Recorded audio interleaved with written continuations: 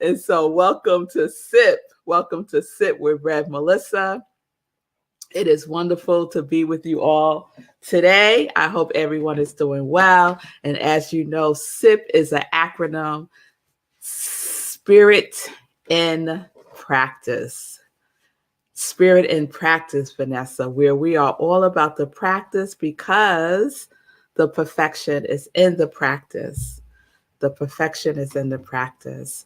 And so I hope you are perfecting your spiritual practice, because that's the major tool that we're using to excavate, right? Because our series this week is Excavate, where we are digging in, right? We are unearthing, we are laying bare. Yes, we are exposing the truth of who we are, shining our light on the truth of who we are.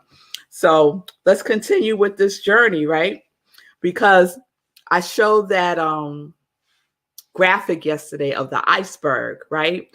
And we saw how our conscious mind is just 10%, y'all. It's just 10% of our mind. It's just 10%, right? So where our thinking, where our day-to-day stuff is occurring, where our reasoning, where our logic is only 10% of the mind.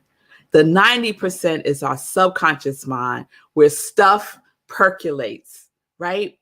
Where stuff marinates, yes? Where our habits lay form. That's where our habits come into fruition, right? That's where our limiting beliefs reside. That's where the conditioning gets cemented. And so that's where we spend our time digging into our subconscious mind, digging into what is beneath the surface. Because what did Gary Zukav say in Seat of the Soul? The seat of the soul does not reside at the surface. It is at the depths of who we are. So that's where we have to go. We have to go in. We have to go deeper. We have to dig deep. We have to dig deep. So that's what we're going to do today. We're going to continue to excavate who we truly are. And, I was thinking about this morning as I was getting ready, thinking about all the things that we bury, all the things that we bury. And it brought to mind a memory of when I was a little girl. And and I think I've shared this here, I was highly intuitive as a little girl. I would just know things. Sometimes I would see things that weren't in physical form yet. I would go to church and know what the minister was going to speak about before he spoke about it. And these were not things that were, how should I say, nourished. They weren't nourished, right? And so because they weren't nourished, because they weren't really regarded as a gift, because, as a child, you pretty much keep your mouth shut, right? That's grown folks' business, right? What do you mean such and such and such, right? So my intuition and trusting my intuition, I started to bury that. I started to bury it, right? I think partly just to keep myself safe, not that I thought harm was going to come to me, but I could tell just from the adults' reaction to my awkwardness sometimes, that it really wasn't something that I wanted to be, shouting from the rooftops. And so I just let it go in deep within myself. And it took a long time for me to trust my intuition, right? And I got a lot of practice in doing so, especially, y'all, especially in my relationships, having a feeling about something and then not trusting that feeling, right? And learning, as the grown folks say, learning the hard way, right? But if I had trust my intuition, I may have been able to save myself some heartache and some pain, right? And we all have those moments, right? Where something bubbles up, right? Where is it bubbling up from? It's bubbling up from the depths of you, from your soul, from your spirit, from your higher self. That's where it's bubbling up from, right? And so we know that we always have access to it with a capital IT. We have access to it. We have access to our deeper knowing, our deeper wisdom, our intuition, right? But we got to go in.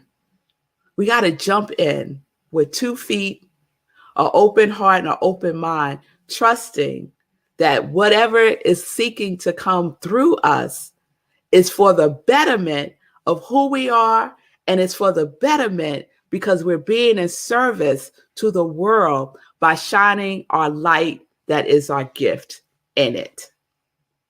You will find yourself so much more fulfilled when you share your gifts in the world. When you are being in service to that which is beyond you, it's a different quality of satisfaction. It's a different quality of purposefulness. But you got to get in it. You got to get in it and excavate it. Excavate it, right? All right. So I want to say to stop burying yourself. Just stop burying yourself.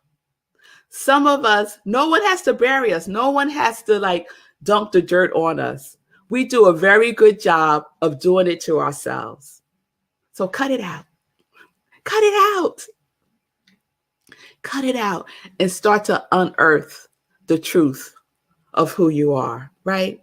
And we do it in very interesting ways, right? We bury ourselves with distractions, right? I've been really paying attention to myself lately, really paying attention to myself. And I start my day off, as you know, with my spiritual practice. I have a list of things that I want to get accomplished during the day. And I have a list of how I want to feel while I'm doing these things, right? So I'm always turning on the feeling tone and what I'm doing, especially now. And so I've been checking myself out, right? I get easily distracted, right? So yesterday, I'm going to give you an example. Yesterday, I was working on the annual theme for Rockland CSL. So we have a new annual theme for 2022. And I'm wrapping up all of the Sunday topics, right? So what's that? Like 52 Sundays. So creating the topics for each and every Sunday. And it's been going really well, right? It's been going well. I've been in the flow. It's been good, right? And so I think I'm up to like August or September of next year, right? Okay. Lindsay, I see you. I'll circle back. And I'm up to about August or so. And I'm in the groove. And then my conscious mind, right, that 10% says, ooh, let's go have some tea, right? And I say to myself, no, we're going to work on this until 1 o'clock, and then we'll take a break and we'll have some tea, right? Okay, good. I'm in there. Not 5 minutes later, y'all. Not 5 minutes later. Ooh. I'm really thirsty. Let's just go get some water. You know, you're trying to drink more water during the day. And you said that you was going to consciously drink water, make sure you drink water like every 2 hours.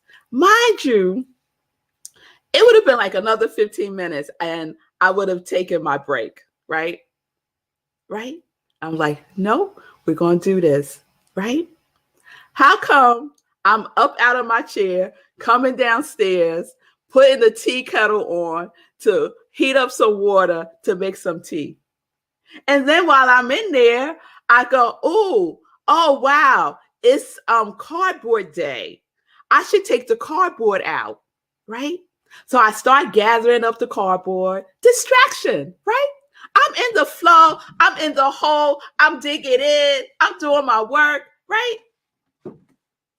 Now it's like an emergency that I gotta get this cardboard together to take it out to the street, right? So I'm getting it together, and then my mind says, "Ooh, this weekend is recycle day, and for the town, and so they bring the big industrial shredders, and you could bring like all your papers and stuff to this parking lot, the municipal parking lot, and they will shred all your documents, right? So I have like two bags down in my basement that needs to get shredded, right? So I'm like, oh, I should do that now. I should gather while I got these boxes, right? I got these boxes, so I should go down in the basement and get the papers and put them in the boxes, and then, just have them ready for Saturday, right? I stopped myself. I gave myself a loving talking to, right? I said, Rev Melissa. I don't call myself Rev Melissa, y'all. I said, girl, because that's what I call myself most of the time. I was like, girl, at the end of the day, when you take your inventory of the day and look to see what you have accomplished, and look to see more than that I have kept my word to myself. What conversation do you want to have with yourself? Because it's about trust, self-trust, trusting myself that when I say I'm going to do something, that I am going to do it. And that took me right. I turned the water off.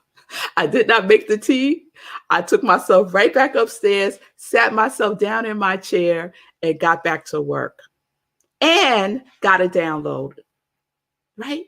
Now, if I was still in the kitchen or in the basement getting papers together, I would have missed the download. That helped me do 2 more months. 2 more months of topics. It ain't easy, y'all, to come up with these topics for a Sunday sermon. It ain't easy, right? So we got to be vigilant about saying no, what we say no to and what we say yes to. Vigilant about it. So I'm going to circle back to Lindsay. Lindsay said, tell us about your list of feeling tones and how you use it and how I use it. Okay, perfect example I just gave of this is what I want to get accomplished, right? These 3 things. And I don't load myself. I do my best not to load myself up with my to-do list anymore because it don't work for me, right? But one of the things that I was committed to doing was getting through more months for next year, right? And my feeling tone that I wanted to experience with that was inspiration. I wanted to have the feeling tone of inspiration. I didn't want to have a feeling tone of, oh God, let me figure this out. I didn't want to have whatever equates to figuring it out. I didn't want to have that feeling tone. I wanted to be in the feeling tone of inspiration, right? And so I took like 30 seconds and sat in prayer, right? I pray for my work. I pray for my work to come through me, to align myself with the information that's already available, right? So that I could stay focused. And when I go off on these little distraction places, I know what I need to do to bring myself back. I need to dig in. I need to disrupt myself, right? From going down in the basement. And it wasn't lost on me, the metaphor of going down in the basement, right? Right? I needed to raise up my consciousness by going back upstairs instead of down in the basement, right? Yes. So look out for the distractions. Look out for your addictions, because your addictions will take you off of being in that hole where you're digging yourself and finding your treasure.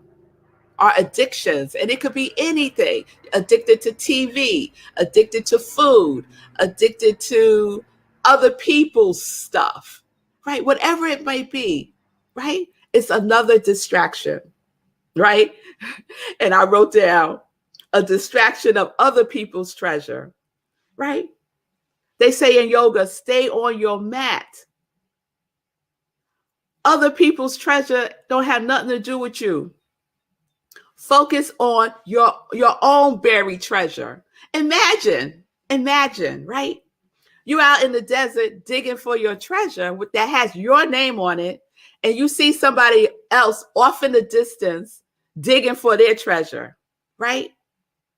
And you're close. You're so close to your treasure, right? You could see like the little sparkles already. But then you keep noticing the other person over there and their hole that they're digging in. They're just about at the same level you are. So what do you decide to do? Oh, I think I'm going to jump up out of my treasure hole right here and go over there and see what they dig in. Let me see how far they are at getting their treasure. Oh, I wonder what their treasure look like. Oh, no. I saw a term today that I loved in the Science of Mind magazine. Ernest Holmes calls it, when we go and we get distracted and we get like into other people's stuff, he calls that vagrant thoughts. Vagrant thoughts. Thoughts that are just wandering around aimlessly. Vagrant. I tell you, Ernest Holmes was gangster of vagrant thoughts. And that's what happened to me when I came downstairs and decided I'm going to turn on the tea kettle, and then decided I'm going to go get the cardboard together, and then decided I was going to go downstairs and get the vagrant thoughts just wandering all over the place. Go get yourself, gather yourself up, get your spiritual practice, get your prayer, get your peace, get your breath, and keep digging for your own treasure. Because it's right there. It's right there. Wherever you are, it is. Wherever you are, your treasure is also within you. Within you. So tomorrow, I'm going to share a decision and a choice that I recently made that had a huge impact on me digging deep within myself and being very clear about what is mine to do, my treasure. All right? So that's how we're going to wrap up tomorrow. So y'all come on back tomorrow, because it's a good story, y'all. It's a good story. All right? All right, y'all. So that's where we are. That's where we are with our Excavate series. We'll wrap it up tomorrow. Everyone, we are doing this, right? We are in the positive expectancy of expressing our treasure into the world. We are doing the work. And when we start to have those vagrant thoughts, we're going to gather ourselves, right? And go back in. Yes. Yes. All right. So we're living life in joy, connected to our yes. And as I say that, I'm looking at the picture. It's this picture. I'm looking at this picture that says, choose joy. Choose joy. We're always at choice. What's happening? Hey. Vagrant thoughts. Vagrant thoughts. That had me howling. That was so funny. That was so funny. Somebody in the chat said something about it. Yeah, no vagrant thoughts for me today. Focus and meet your goals. Yeah. Yes. True. Yes. So that is very memorable. I will keep that. So there's that. I'm gonna hold on to that. And also, you said something earlier. You said something about be in service to something beyond you. Yes. And that reminded me. I just got interviewed by Reverend Darby at my mom's church, First Baptist Church, Capitol Hill, and she asked me about my unction. And that's an old school word you don't hear often, but I gave her an answer, and then later I thought, well, you know what? I think what it is that I've always been an ideas person, but my ideas in this period have been for others, not for myself, and that's why and how they're becoming so big so fast. I can't believe it's only been a year that I've been in this space of the hero ministry.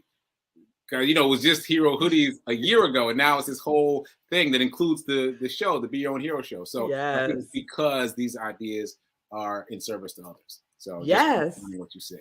Yes, it's your treasure. It's your treasure. You're sharing your treasure in the world. You dug in. You dug in over this past year. So yes, this is the evidence of that. Thank you so much, Sekou. Yes, y'all. A real live example. Oh, and Sekou. Robert posted a picture of himself. He's at a conference and he has on the hero hoodie. I tagged you. Oh, great. I got to check that out. That's so cool. Yeah, he's at a conference. I was like, oh, look, he has a hero hoodie on. It's out there. It's out like there. Living a life beyond me. It's in Japan. It's international. It's mind-boggling what has happened in a year. It's beautiful. It's beautiful. All right, everybody. So we're going in. We're going to wrap it up tomorrow. I'm going to share a personal story that just happened for me. So peace and blessings, peace and justice. We're living life in joy, connected to our yes.